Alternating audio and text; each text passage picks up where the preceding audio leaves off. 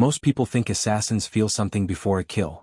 They imagine trembling hands, racing hearts, some secret thrill.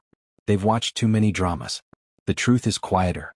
The truth is a gray hallway at 3 in the morning, fluorescent lights humming overhead, walking toward a door you've walked through 100 times before. I felt nothing. I never did. The Cipher Dominion didn't hire operatives who felt. They recruited blanks and shaped them into blades. I was their sharpest Omega asset, a designation that made other agents uncomfortable. Omegas weren't supposed to be dangerous. Weren't supposed to walk into rooms with killing intent instead of heat-sweet submission. 17 kills. I'd built my record on their underestimation. The corridor ended at a steel door. My palm met the scanner. It read my biometrics, heart rate calm, breathing steady, no stress markers, and clicked open. My handler was already inside. Moreau didn't look up. 73 years old, silver hair pulled tight enough to stretch the skin at her temples. 40 years with the Dominion. She'd been running Omega assets since before I was born. Sit. I sat. She tapped a data slate. A hologram flickered to life, sharp angles, dark eyes, a face that looked like it had forgotten how to be surprised by anything. Ash Draven. Northern Alpha Supreme. I studied the image without expression. Everyone knew the name. The Ice Wolf. A man whose reputation preceded him like a winter front, cold, calculated, incapable of mercy. Rumored to have torn out a subordinate's throat for a failed mission. Rumored to have executed a surrendering enemy commander. Widowed under circumstances nobody questioned. He's been interfering with our operations, Moreau said. 3 supply chains compromised in 6 months. He's hunting us. Methodically. Supply chains. The Dominion's term for Omega trafficking routes. They never said it directly. What's the contract? Infiltration and elimination. Draven is hosting a gathering in 3 days. We've secured you an invitation under a merchant identity, Omega consort to a southern trade baron. She slid a thin file across the desk. Once inside, you'll reach Draven's private wing and trigger proximity engagement. Proximity engagement. The polite term for inducing a false heat. I'd done it before. Introduced the right pheromone cocktail at close range and even the most disciplined alpha devolved into instinct. In that window they were vulnerable. The elimination method? Blade. Cling. Extraction team at the eastern gate. And security? Moreau's thin lips curved. Something flickered in her eyes. Satisfaction maybe.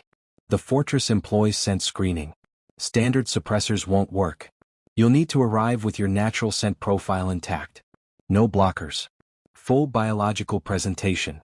I went still. You're sending me in bare. Is that a concern? No. It wasn't. I didn't feel fear. The Dominion had rewired my threat responses at 13. Good. She handed me a small black case. 2 doses. Sublingual. They'll dissolve within seconds. After that, 7 minutes before Draven is compromised. Make them count. I took the case. The weight was familiar. One more thing, Moreau added. This contract is classified at the highest level. No other operatives. No shared systems. You're the only one with the full picture. Why the isolation? Draven has sources. We can't risk a leak. It made sense. It was a lie. But I didn't know that yet. The North was everything the South wasn't. Cold, clean, unforgiving. Draven's fortress rose from the tundra like something that had grown there naturally, black glass and dark steel, hostile and beautiful. The northern lights flickered above it, green ribbons across a star-scarred sky. Stop staring, Halden muttered. My cover escort.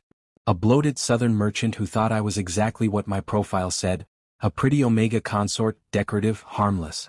You look like you've never seen snow. I haven't. Not like this. He grunted. Draven doesn't tolerate weakness. Don't embarrass me. I lowered my eyes. Submissive. Demure. Inside I was cataloging every guard, every scanner, every exit. The transport passed through the outer perimeter. Scent detectors swept over me. My natural Omega profile filled the air, unmistakable, unsuppressed, vulnerable. That was the point. The guard waved us through. The great hall swallowed us. Black marble. Iron chandeliers. Banners bearing the Draven crest. A wolf's head in profile, silver on black. The air was thick with alpha pheromones layered over expensive perfume. Wait here, Halden said, depositing me near a cluster of Omega consorts. I need to find the trade delegation. He vanished. Typical. I started mapping. Private wing, east. Past the main hall, through a service corridor, up one flight to the executive level. Draven's quarters at the end. 15 minutes to reach the target.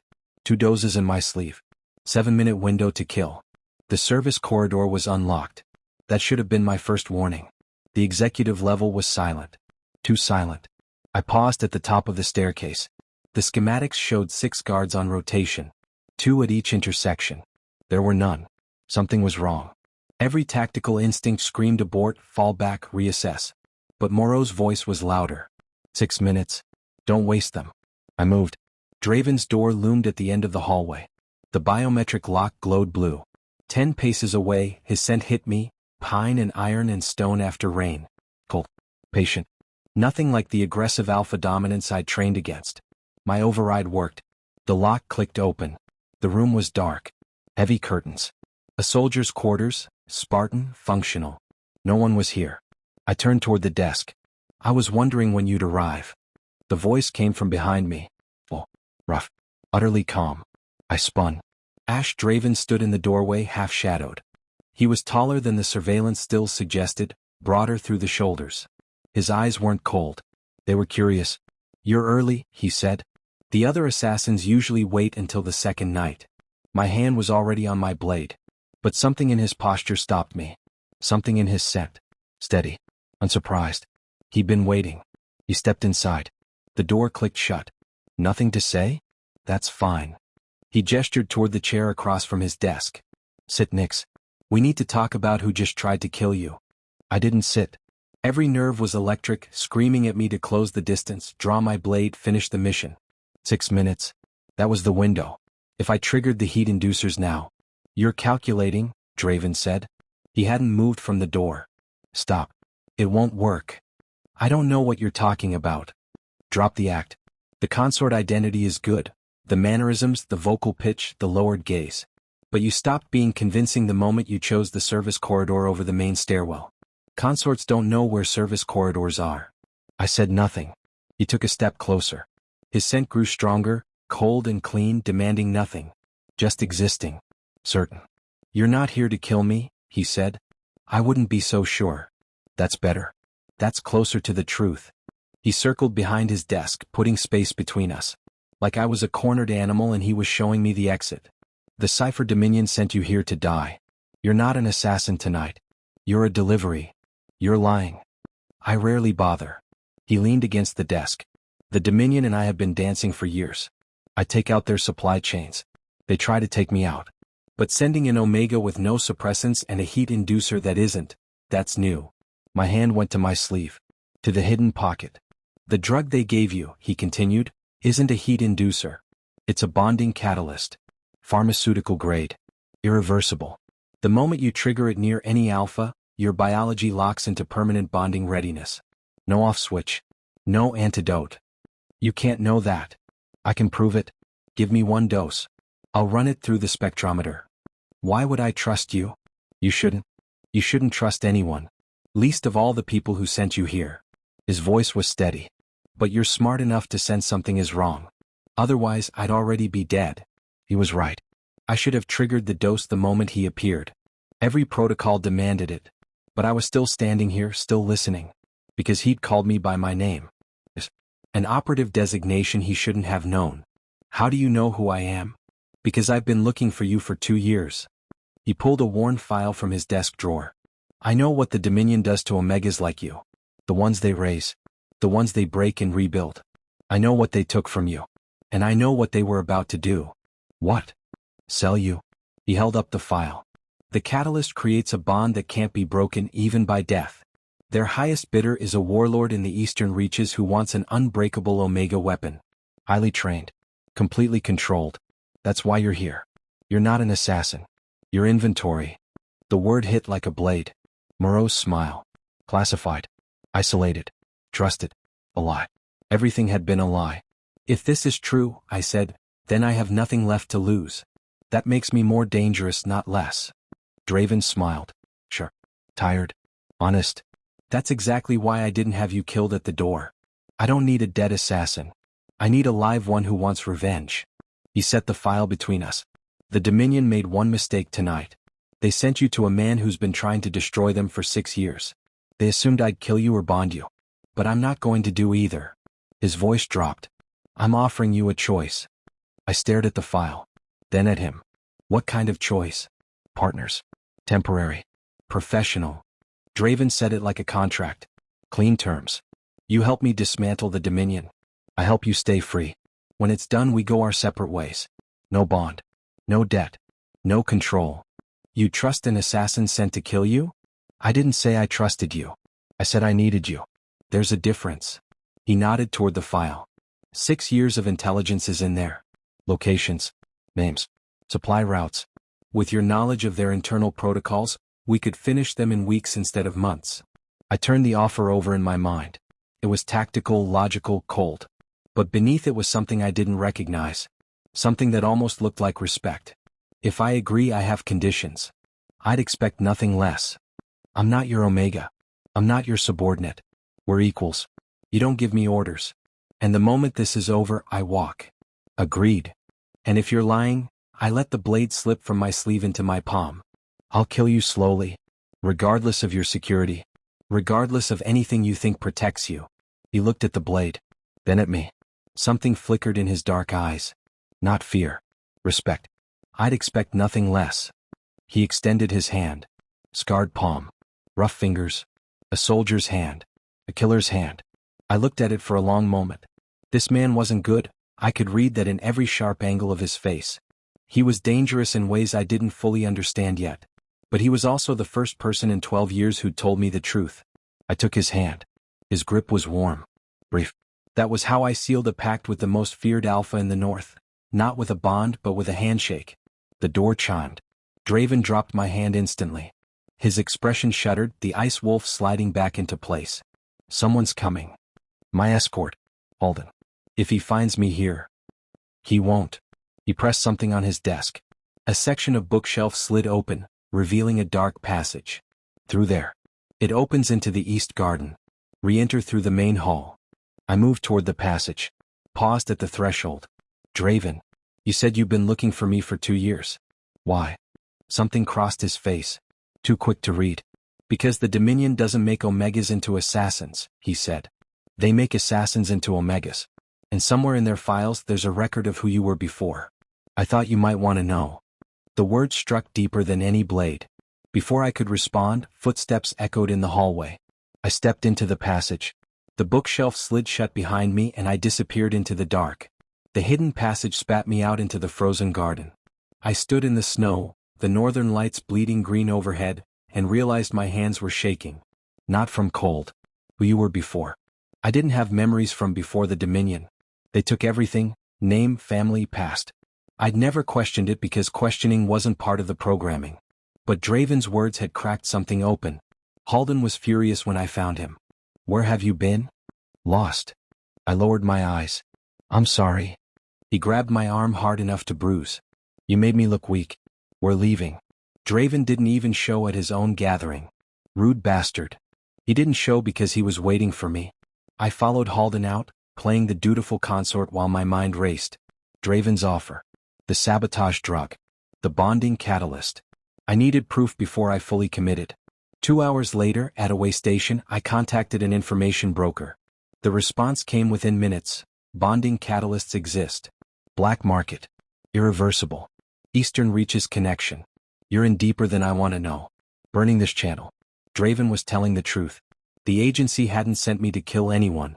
They'd packaged me for delivery, drugged, bonded, and sold. And Moreau had smiled. Something cold settled in my chest. Not fear. Something older. Something the Dominion had tried to erase. Rage. The safe house was buried in a mountain valley, off-grid and off-record. Draven had brought me there at dawn. After I'd confirmed the truth about the drug. After I'd crushed both doses under my heel and watched them burn. Now I sat in a reinforced terminal room, no windows, no external network. The screen glowed pale blue. Whatever you find stays local, Draven said from the doorway. The Dominion will be hunting you within 24 hours. Use the time. Then he left me alone with the files. I started with Project Blank. The Dominion's conditioning program was 20 years old.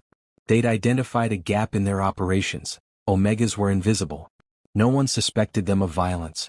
No one guarded against a threat they'd been conditioned to see as prey. Subjects acquired between ages 4 and 12. Identity dissolution. Threat training. Omega-specific conditioning after presentation. Acquired. Like a business transaction. I found the asset list next. Designation, NICS. Status active. Specialization, infiltration and proximity elimination. Original identity, file corrupted. Corrupted. Or protected. Someone had buried who I was before. Then I found something else. Subject 7. Status escaped. Current location, unknown. Threat level, extreme. Below it, a note. Subject 7 had a sibling also acquired. Designation, Subject 23. Subject 23. That was me. I stared at the screen. The numbers blurred. Subject 7 escaped at age 11. The only blank subject who ever got out before conditioning was complete. The only one, except Naomi. And they were my sibling. Draven returned an hour later. You found it. Subject 7. My voice was steady. The assassin's voice. They're my sibling. They escaped 14 years ago. I don't remember them. I don't remember anything. There's more. He stepped closer. Subject 7 has been hunting the Dominion from the outside. Sabotage. Extractions. 7 handlers killed. Over 30 Omegas rescued. They've been fighting alone for 14 years. Why are you telling me this? Because this arrived. He pulled out a data chip. 3 hours ago. Encrypted. Untraceable. Addressed to you. I took the chip. Small. Black. Blinking. Subject 7 knows you're free. The chip unlocked with my biosignature. A video file played. A woman appeared, pale hair, winter sky eyes, a scar running from jaw to collarbone. Sharp features. Familiar features. Hello, little sibling. I stopped breathing. My designation was Subject 7. My real name is Ren. Our mother named us after birds. You were something else before they called you Nix. Something softer. Ren. A bird. Something that flew. I escaped when I was 11. The operative who helped me could only get one of us out. I chose myself. Her voice cracked. I've hated myself every day since. I've been looking for you for 14 years.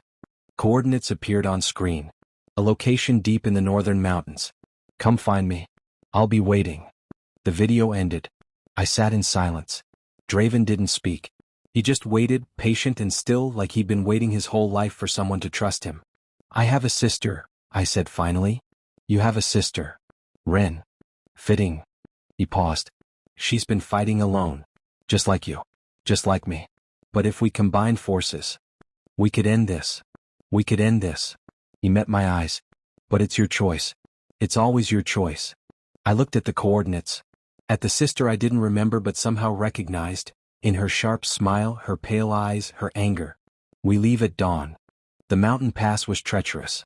Draven's snow crawler pushed through the storm, treads grinding against ice and rock. Whiteout conditions. Zero visibility. I rode shotgun with a rifle across my lap, watching the horizon for threats that never materialized but always existed. We're being hunted, I said. I know. Draven's hands were steady on the wheel. The militia that attacked the outpost reported back before we took them out. Moreau knows you're in these mountains. Moreau is here? Personally? Leading the hunt. He glanced at me. She's not going to let her best asset walk away. She didn't let me walk away. She sold me. And now she has to kill you before you tell anyone what she did. He paused. How do you feel about that? I considered the question. I feel like she should have killed me when she had the chance. Draven almost smiled. Remind me never to betray you. Too late. You already offered me a choice instead of a cage. That's the opposite of betrayal. You're still counting that? I'm still counting everything. The storm screamed. The crawler lurched. We drove deeper into the white. We reached the coordinates at dusk. The location was a cave hidden behind a frozen waterfall, invisible from the path. Natural fortress. Perfect for someone who'd spent 14 years avoiding the Dominion's hunters. No guards, I observed. No lights either. She's either very confident or very paranoid. Both. I went in first. The cave opened into a chamber that had been transformed into a war room. Battery heaters. Supply crates. A wall covered in photographs and documents connected by red string. 14 years of intelligence. At the center stood a woman with pale hair and winter sky eyes. She was holding a rifle. It was pointed at my chest. Then she lowered it. Nix. Her voice was rough. Rough. You came. Your message said to. I didn't know if you would. She set the rifle aside. Took a step forward. You don't remember me? No. I know. But I remember you. Her hand rose. Hovered near my cheek. Your real name is Kestrel. Our mother named us after birds. Wren and Kestrel. She said birds couldn't be caged. Kestrel. The name hit like a blade between the ribs. I didn't remember it, but something in my bones recognized the sound. Tell me everything, I said. We sat in the cave while the storm raged outside. Wren told me about our parents, activists who ran an underground railroad for Omegas. The Dominion raided our home when I was 3. Executed them. Took us both for Project Blank. We spent 3 years in a holding facility before they moved us to conditioning. I remember you crying every night. I remember singing to you so you'd sleep. Old songs our mother used to sing. The operative who helped you escape. Irina. She'd been with the project since the beginning, but she'd started to crack. She could only get one of us out. She made me choose. Wren's voice broke. I chose myself. I was 11. I was terrified. Where is Irina now? Dead. The Dominion executed her a year later. I found her body. Her jaw tightened. That was the day I stopped running and started hunting. I looked at the photograph she'd given me, our mother, Sarah Aaron, holding 2 children. Wren and Kestrel, ages 4 and 1.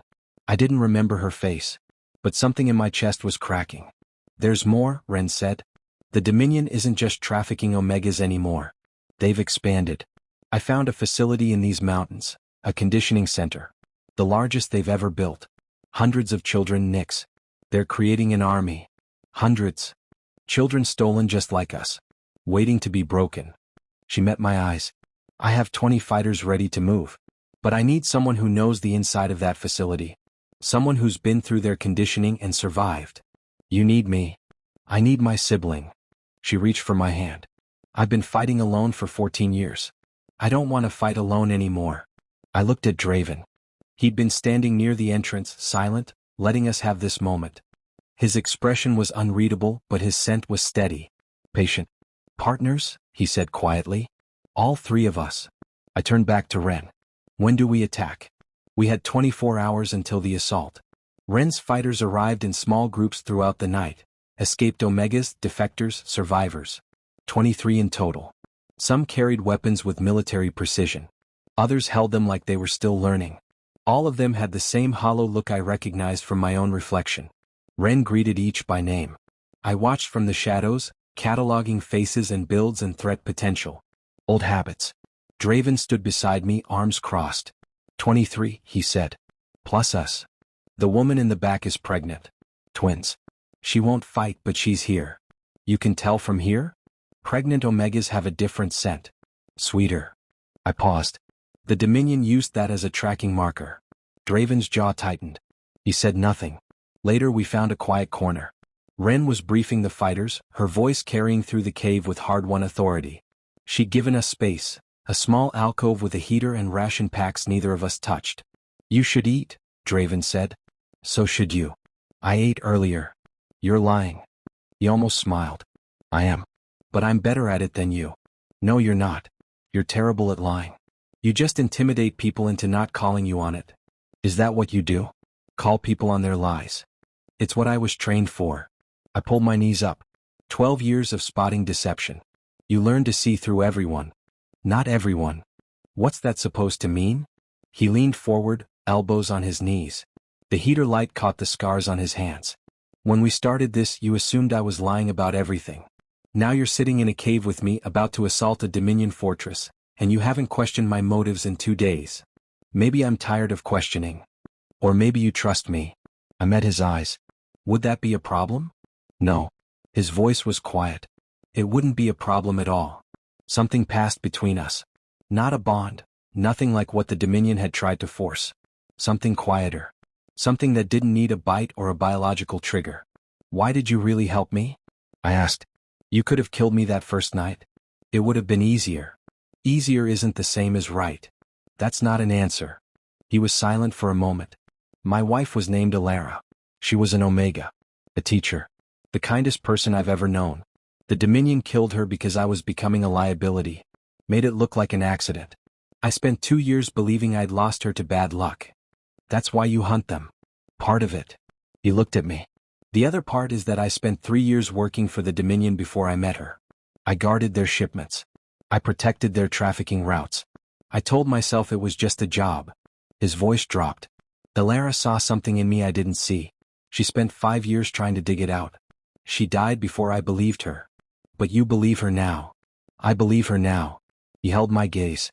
When I saw your file, Subject 23 active asset, conditioning confirmed, I saw someone who'd been used the same way I was.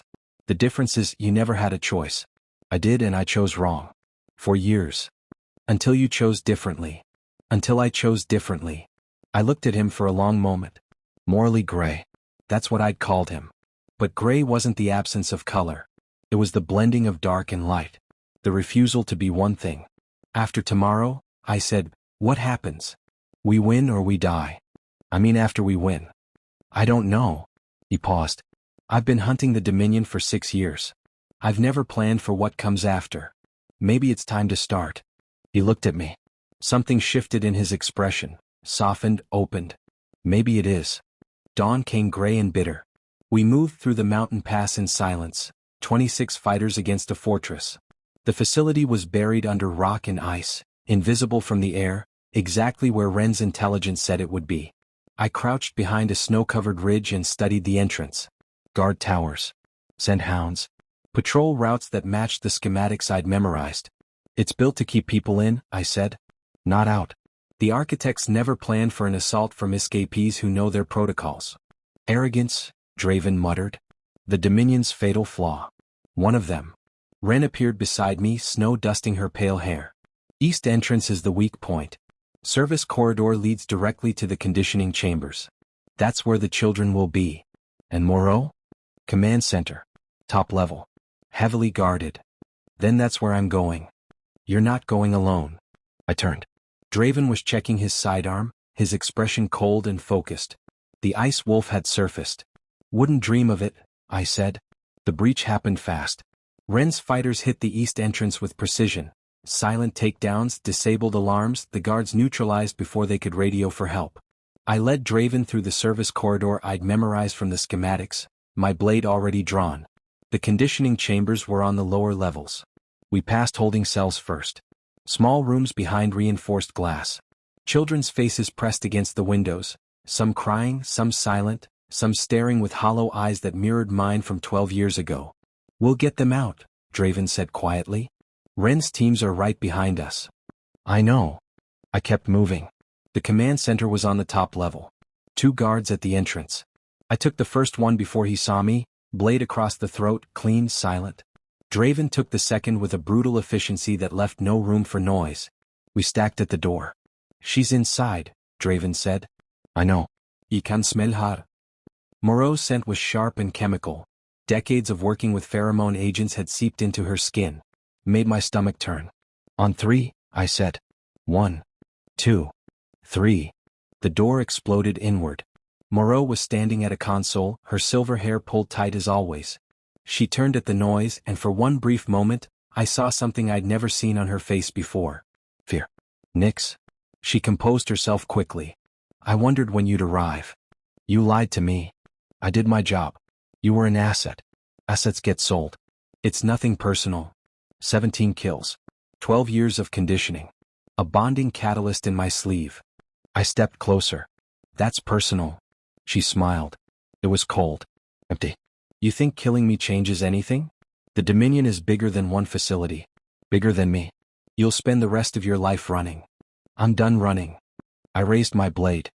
Moreau didn't beg. I hadn't expected her to. In 12 years she'd never shown weakness. Not when she'd handed me my first kill order at 14. Not when she'd strapped me to the conditioning table when I failed. Not when she'd smiled and sent me to die with a bonding catalyst in my sleeve. She didn't beg now. But she did talk. You think this is victory? She was on her knees, blood dripping from a wound in her shoulder where Draven's shot had grazed her. Her voice was steady. Almost amused. You destroy one facility. There are 6 more across the territories. Dozens of handlers. Hundreds of clients. You're not ending anything. I'm ending you. And then what? You'll track down Corvin in the eastern reaches? He's already looking for you. My death just makes you more valuable. She smiled, blood on her teeth. You'll never be free, Nix. You're too dangerous to live and too valuable to let go. My name isn't Nix. Oh. Her eyes glittered. Did Subject 7 give you a new one? Did she tell you about your mother? Your precious family? She laughed. It was a dry, hollow sound. I was there when we raided their house. Your mother begged. She offered herself in exchange for her children. We took all 3 of you anyway. I went still. She died in a conditioning chamber 2 years later. Did Ren tell you that? Did she mention that your mother survived the raid? That we kept her alive just long enough to break her? Liar. Ask your sister. She knows. She just didn't want to tell you. Moreau's smile widened. That's the problem with family, isn't it? They keep secrets. They protect you from the truth. I never lied to you about what I was. I never pretended to care. I raised my blade. Do it, she said. Prove I was right about you. Prove you're exactly what I made you. The blade hovered at her throat. 12 years. 17 kills. Conditioning chambers and false identities in a hollow space where my past should have been. She'd taken everything from me. My parents. My childhood. My sister. My name. I owed her death. But I also owed her something else. You're right, I said quietly. You never pretended to care. You trained me to kill without hesitation. You made me into a weapon. I lowered the blade. But weapons don't choose who they spare. People do. Her smile faltered. What? I'm not going to kill you, Moreau. Not because you deserve to live. Because you deserve to see everything you built burn. You deserve to watch the Dominion crumble. You deserve to rot in a cell while the children you tried to break grow up free. I turned to Draven. Restrain her. She's coming with us. Draven nodded. He didn't question my decision. He just moved. You're making a mistake, Moreau said. Her voice had lost its edge. You think mercy makes you human? It makes you weak. No. I looked at her one last time. It makes me something you never were. We found Ren in the conditioning chambers. The children had been freed, 47 of them, ranging from 5 to 16. Some were crying. Some were silent. A few were clinging to Ren like she was the only solid thing in a world that had only ever given them pain. She looked up when I entered. Her eyes went to the blood on my blade. Then to my face. Moreau. Alive. Restrained. We're taking her with us. Why? Because death is too easy. She gets to watch everything she built collapse. Ren stared at me for a long moment. Then she smiled. Sure. Tired. Proud. You really are my sibling. Kestrel, I said. I'm trying it out. How does it feel? I looked at the children. At Draven standing guard by the door. At my sister covered in dust and blood and triumph. Like something I can grow into. The facility burned for hours. We stood at the tree line and watched it collapse. Conditioning chambers, holding cells, the records room where they'd kept files on every child they'd stolen. All of it engulfed in flames that turned the pre-dawn sky orange. 47 children huddled in transports behind us. Ren's fighters were distributing blankets, rations, comfort.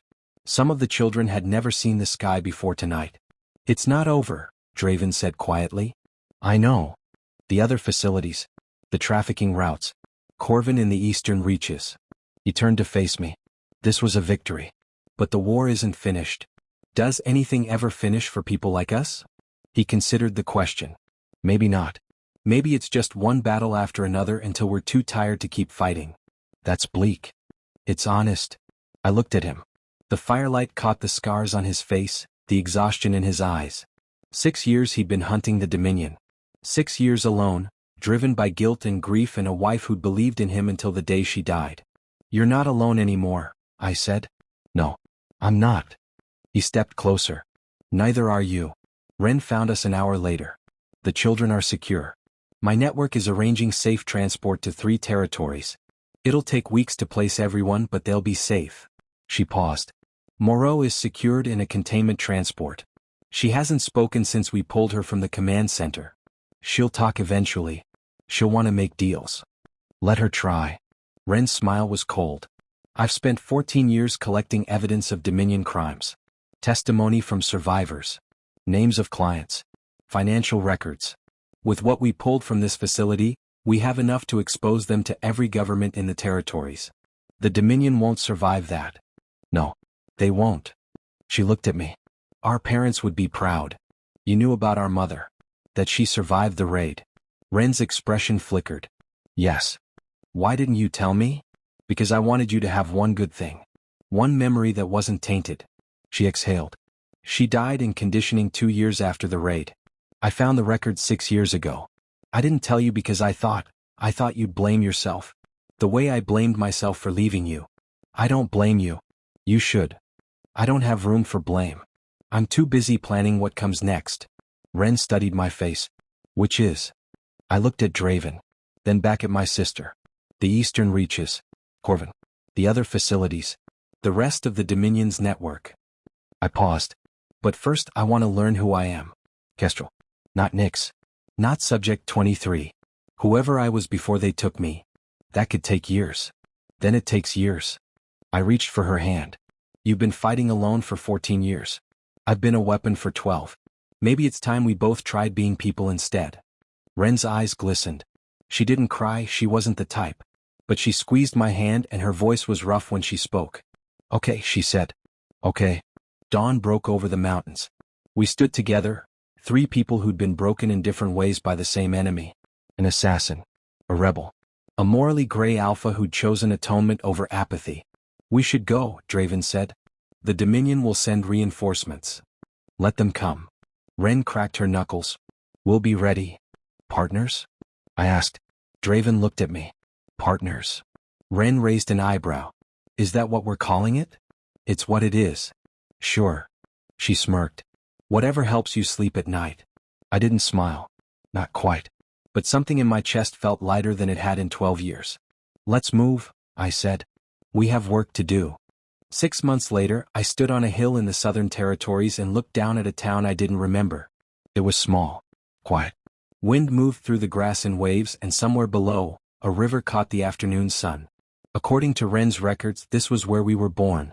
Where our parents ran their underground railroad. Where the Dominion came in the night and took everything. There's not much left, Draven said beside me. Most of it was abandoned after the raid. I know. Do you feel anything? I considered the question. 6 months ago I would have said no. I'd been trained not to feel. Conditioned to bury everything beneath the mission, the kill order, the next target. But 6 months was a long time. Quiet, I said finally. I feel quiet. Is that good? I think so. I looked at him. What about you? You didn't have to come. Yes, I did. He said it simply. Without weight. Like it was obvious. After the facility burned, we'd gone after the rest of the Dominion. Ren's evidence had exposed their network to governments across 4 territories. Arrests followed. Trials. The warlord Corvin was dead, killed by his own guards when they realized his protection was gone. Moreau was in a maximum security prison, her silver hair gone gray, her power stripped to nothing. The Dominion wasn't gone. But it was crippled. Dying. And we were still here. Ren met us at the bottom of the hill. She'd cut her hair short. It made her look younger or maybe just less tired. She'd been running the rehabilitation network for rescued Omegas, placing children in safe homes, helping survivors find their footing. It was harder work than fighting. She said it was also better. I found something, she said. In the old town records. What kind of something? She held out a photograph. Faded. A house with a garden. A woman standing in the doorway with 2 children at her feet. That's our house, she said. That's our mother. Sarah. I took the photograph. Studied the woman's face, pale hair like Ren's, smile lines at the corners of her eyes. The children were small. One was Ren, maybe 6 years old, grinning at the camera. The other was a toddler clutching her hand. Me. I don't remember, I said. I know. But I thought you should have it. Ren paused. There's something on the back. I turned the photograph over. Handwriting in faded ink. Ren and Kestrel. My birds. May you always fly free. I stared at the words for a long time. Kestrel, I said, testing it. The name still felt foreign. Heavy. But it was starting to fit. She named us after birds because birds couldn't be caged. She was right, Ren said. They tried. For 20 years they tried. And we still got out. We got out. Ren smiled. It was softer than her usual sharp grin. Welcome home, little sibling. We stayed in the town for 3 days. There wasn't much to see. The house was gone, burned during the raid, nothing left but a foundation and weeds. The underground network our parents ran had been erased from history. But their names were still in old records. Their faces were in the photograph I kept in my pocket. They'd existed. They'd fought. They'd named their children after birds. That mattered. On the last night, I sat outside the inn where we were staying, watching the stars come out. Draven found me there. You've been quiet today. I've been thinking. Dangerous habit. Very. I looked up at him. When we started this, you told me the partnership was temporary. That when the Dominion was dismantled, we'd go our separate ways. I remember. The Dominion isn't gone. But it's crippled. Ren's network can handle what's left. We don't need to fight anymore. No. We don't. He sat beside me. His scent was familiar now, pine and iron and stone after rain. What are you saying? I'm saying I don't want to go separate ways. He was quiet for a moment. Then, what do you want? It was a question no one had ever asked me. Not Moreau. Not the Dominion. Not anyone in 12 years of conditioning and killing and being a weapon instead of a person. I want to figure out who Kestrel is, I said. I want to help Ren with the rehabilitation network. I want to wake up in the morning and not run through a threat assessment before I open my eyes. I paused. And I want you there. Draven turned to look at me. His dark eyes caught the starlight. Yeah. Is that a problem? No. His voice was rough. It's not a problem. He reached out, slowly giving me time. When I didn't pull away, his hand found mine. Scarred palm against scarred palm. It wasn't a bond bite. It wasn't a claim. It was just a hand to hold. It was enough. We left the southern territories at dawn. Ren was heading east to coordinate another rescue operation. Draven and I were heading north, back to his territory, back to the fortress where this all began. The Northern Alpha Supreme and his partner. The Ice Wolf and the assassin who'd been sent to kill him. It sounded like the setup to a bad joke. It felt like something else entirely. Ready? Draven asked. Ready. I looked out the window at the mountains. Somewhere beyond them was a future I'd never been allowed to imagine. A name I was still learning to wear. A sister who'd spent 14 years looking for me. An alpha who'd given me a choice instead of a cage. Birds couldn't be caged. Neither could we. Let's go home, I said. 6 months after the facility burned, I finally admitted something to myself. I was in love with Ash Draven. It wasn't a dramatic realization. There was no explosion, no near-death experience, no moment of crisis that forced the truth to the surface. It was a Tuesday evening. I was sitting in his study, reading one of the old books from his shelves, and he was at his desk reviewing trade agreements. The fire crackled. Snow fell outside the window. He looked up at me and I looked at him, and the thought arrived fully formed. This is what I want. Forever. I didn't say it. I wasn't ready. 12 years of conditioning didn't vanish in 6 months. Vulnerability was still a foreign language. But something must have shifted in my scent because Ash set down his pen. You're staring. You're observant. You're deflecting. He stood. Across the room. Stopped just close enough that his scent wrapped around me, pine and iron and warmth. What's on your mind? Nothing. Liar. I'm a better liar than you. You're a worse liar than you think. He tilted his head, studying me. You've been different lately. Quieter. Not in a bad way. Just thinking. Maybe I'm tired of thinking. Then what do you want? The question hung between us. He'd asked me that once before, in a cave in the mountains when our partnership was still new and fragile. I hadn't known the answer then. I knew it now. This, I said. You. Whatever this is. Whatever this is, he repeated. I don't have words for it. I was conditioned to kill, not to feel. This, I gestured between us, isn't something I was ever trained for. Neither was I. His voice was rough. Alara was different. She pursued me. I just let her. After she died, I assumed I'd never feel anything again. And now I feel like I'm drowning half the time and the other half I'm terrified of doing something wrong and losing you. You won't lose me. You don't know that. I know I've never chosen anyone before. Never been allowed to choose. I stepped closer. Close enough to see the flecks of silver in his dark eyes. I'm choosing now. Nyx. Kestrel. I want you to call me Kestrel. His breath caught. Kestrel. Say it again. Kestrel. He said it like a prayer. Like my name was something precious. I kissed him first. It wasn't graceful. I'd never kissed anyone before. Missions didn't require it and conditioning didn't allow it. But his lips were warm and his hand came up to cup my jaw, and he kissed me back like I was air and he'd been drowning for 6 years. When we broke apart, his forehead pressed to mine. That was, he exhaled shakily. You're sure? I've never been more sure of anything. I love you.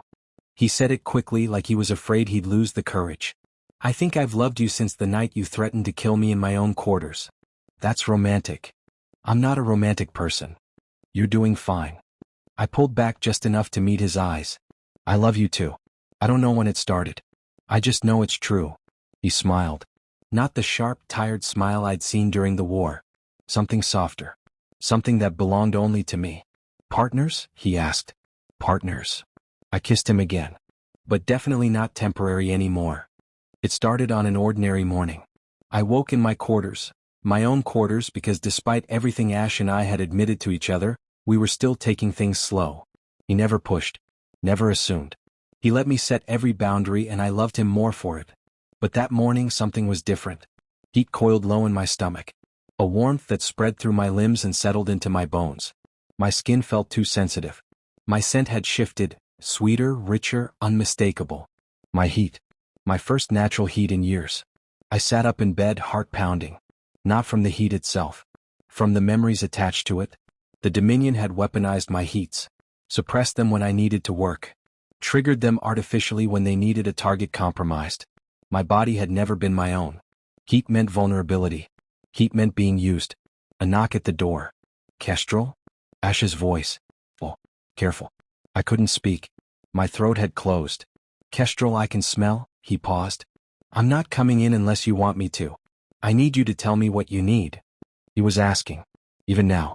Even with my heat scent flooding the hallway. He was asking. Come in, I managed. Please. The door opened slowly. Ash stepped inside and stopped 3 feet from the bed. His eyes were dark, his jaw tight. I could see the effort it took for him to hold still, the alpha instinct screaming at him to protect, to claim, to close the distance. But he didn't move. What do you need? He asked again. I don't know. My voice was shaking. I haven't had a natural heat since I was 13. The Dominion, they used them against me. They triggered false ones for missions. They made me associate heat with being a weapon. Then we wait. He said it simply. We wait until you're ready. If that takes hours, we wait hours. If it takes days, you'd stay. I'd stay. I looked at him. This feared alpha. This morally gray northern supreme. The man who'd killed for me, fought beside me, waited for me. He was standing 3 feet away, trembling with restraint and still asking permission. Can you hold me? I whispered. Just hold me. Nothing else. Not yet. Yes. His voice cracked. Yes, I can do that. He crossed the room slowly. Sat on the edge of the bed. Waited until I leaned into him before wrapping his arms around me. His scent surrounded me, familiar now, safe. Pine and iron and home. This is enough, I said. You're enough. Take your time, he murmured against my hair. I'm not going anywhere. The heat rolled through me in waves. Unfamiliar. Overwhelming. But Ash held me through all of it, steady and solid and patient. He didn't push. Didn't demand. He just stayed. Hours passed. The heat crested and faded and crested again. Each time Ash asked, what do you need? Each time I told him. Sometimes it was water. Sometimes it was silence. Sometimes it was his arms around me, his voice in my ear, telling me I was safe. By the second day the fear had started to fade. By the third day it was gone. And when my heat finally broke, when I lay exhausted and sweat-soaked and more peaceful than I'd ever felt, Ash was still there. Still holding me. Still asking. How do you feel? I considered the question. Turned it over the way I'd learned to turn over my own feelings, carefully, giving each one space to breathe. Free, I said. I feel free. He kissed my forehead. Good. Thank you. For what? For not being what they told me alphas were. His arms tightened around me. You never have to thank me for that. I closed my eyes. The heat was over. The fear was quieter. And the man holding me was the man I'd chosen. Not because I had to. Because I wanted to. It was 3 weeks after my heat when I made the decision. I'd been thinking about it for months, if I was honest. Longer than I'd admitted to myself. The bonding bite was something the Dominion had tried to weaponize. A permanent, unbreakable claim that would have made me property. They tried to sell that claim to a warlord. They tried to take away my right to choose. Maybe that was why I wanted it now. Because it was mine to give. I found Ash in the garden. It was evening, the northern lights beginning their slow dance across the sky. He was sitting on a stone bench, watching the colors shift, his breath misting in the cold air. Can I sit? He looked up, surprised. You never ask permission. I'm asking now. He nodded. I sat beside him. The silence stretched comfortable between us. I've been thinking, I said. Dangerous habit. You said that before. It's still true. He turned to face me. What's on your mind? I didn't answer right away. Instead, I reached up and touched the junction of his neck and shoulder, the place where a bonding bite would go. His breath caught. Kestrel. I want this. My voice was steady. I want your mark. Not because of biology. Not because of instinct. Because I choose it. You don't have to. I know I don't have to. That's the point. I met his eyes. For 12 years, everything was chosen for me. My missions. My body. My heats. I never got to decide anything. But this, I pressed my palm over his heartbeat. This is mine to give. And I'm giving it to you. Ash stared at me. The ice wolf, the feared alpha, looked utterly undone. You're sure? I've never been more sure of anything in my life. He lifted his hand, trembling, cupped my jaw with a gentleness that made my chest ache. Tell me if it hurts. Tell me if you want to stop. I will. He leaned in. I tilted my head, baring the curve of my neck. His lips brushed my skin first, soft, reverent. Then his teeth. The bite was sharp but brief. Pain flared and faded, replaced by something else. Something that spread through me like light through water. The bond snapped into place, not a chain, not a cage. A thread. A connection. His emotions washed through me.